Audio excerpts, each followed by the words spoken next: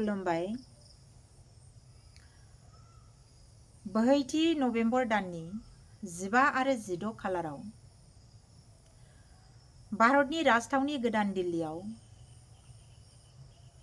दुलाराय बर' फरायसा आफाद, मिरु बर' थुनलाइ आफाद आरो दुलाराय बर' हारिमु आफाद जथायै खुंफुंनो लानाय बड'लेण्ड महोत्सव आरो बे बड'लेण्ड महोत्सवआव मानगोनां गेदेमा गाहाय मन्त्रि नरेन्द्र मदि नुजाफैगोन खौरांखौ मोननानै आं जोबोद गोजोनदों। लोगोसेनो बे गेदेर हाबाफारिखौ मावफुंनो लानाय गेदेमा बिथांमोनजों लोगोसे बेयाव बाहागो लानाय साफ्रोमबो सोद्रोमाफोरनिसिम आथिखालाव आङो गवालपारा जिल्ला लखिमपुर हालामाव दङ जानायलाय गवालपारा जिल्लानि बयनिबो जानानै आं बिथांमोननिसिम गिबियावनो आं साबायखर जासियो। मोनसे हारिया थांनानै थानांगौब्ला आरो गावखौ बुहुमनि गासै रावारिफोरनि गेजेराव सिनायथि होनांगौब्ला बे हारिया गावहानो राव हारिमु थुनलाइ थानांगोन। दा जोंनि बर'हा गावहानो असे गावनि राव थुनलाइ हारिमु दङ। बेबायदियैनो जोंनि बर'नि रावा भारत संबिजिरनि 8थि फारियावबो सोसनजाबाय।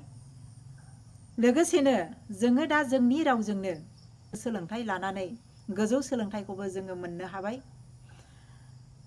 बर' रावजोंनो जोङो इउनिभारसिटिफोराव सोलोंथाइ लानानै जोङो गोबां लाइमोन लिरगिरि, गोबां गेदेमा बिजिरगिरिफोर जोङो मोननो हाबाय। जोंनि हारिनि जे हारिमु, बे हारिमुफोरा मिथिंगाजों सोमोन्दो गोनां, ओंथि गोनां। मिथिंगानि सोरजिनि आखुथाइफोरखौ नोजोर होनानै बेजों गोरोबहोनानै मोसानो गोरों मोसाखावरि गथ'फोर जोङो गोबां मोननो हाबाय। दामनो देनो गोरों जोङो गोबां मोननो हाबाय। दा जों गावहानो गोबां बे रोखोम मोननो हानाया जागासिनो दङ हिसाबै, जौगानाय फारसे जोङो फैगासिनो दङ हिसाबै जोंनि जौगासार हारिमुनि बाथ्रा, जोंनि जौगासार जाबोनो हमनाय थुनलाइनि बाथ्रा, बेफोरखौ जोंनिल' गेजेराव दोनालासेनो दुलाराय भारतनि गासैबो गोजौ रावारिनि सुबुंफोरनि गेजेराव मोनहोनायजों लोगोसे दुलाराय मुलुगनि गेजेरावबो बेखौ मिथिहोनायनि जोंहा सम जाबाय।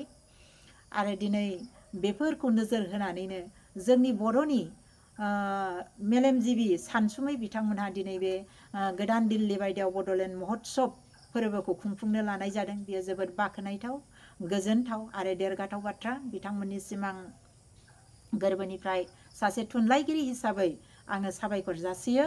बेयो जोबोद देरगाथाव बाथ्रा। बे बड'लेण्ड महोत्सव खुंफुंथायनि गेजेरजों जोङो बेखौनो निस्सय थारैनो दुलाराय बुहुमाव जोङो फोसावनो हागोन, होनो हागोन। बर'नि गेजेराव खौसेथिया नुजागोन। बे जथायै खुंफुंनायानो जोंनि खौसेथिनि मोनसे दिन्थिखौ दुलाराय बुहुमावहाय जोंनो मोनसे खौरां होनो हागोन, बेखौनो आं आसा खालामो। दा दिनै आंनि सुंद' बिबुंथिनि गेजेरजों आङो गवालपारा हालामनि जानानै आङो बेखौनो बयनिबो जानानै आङो बिथांमोननिसिम साबायखर बावनायजों लोगोसे बिनि सायाव गोजोन हामलायनाय आरो परब्रह्मनि खाथियाव बे फोरबोआ जाहाथे मोजाङै मोजां खुंफुंलांजायो, मोजाङै मोजां जाफुंलाङो, बिनि सायाव आर'ज खालामो। जाहाथे साफ्रोमबो नुजानाय सुबुंफोरा बेयाव गोसो गुदुङै गाव गावनि हाबाफारियाव मोजाङै बाहागो लानानै हाबाफारिखौ मोजाङै मावफुंलांनो हायो, हाबाफारिफोरा मोजाङै मोजां बारग'लाङो।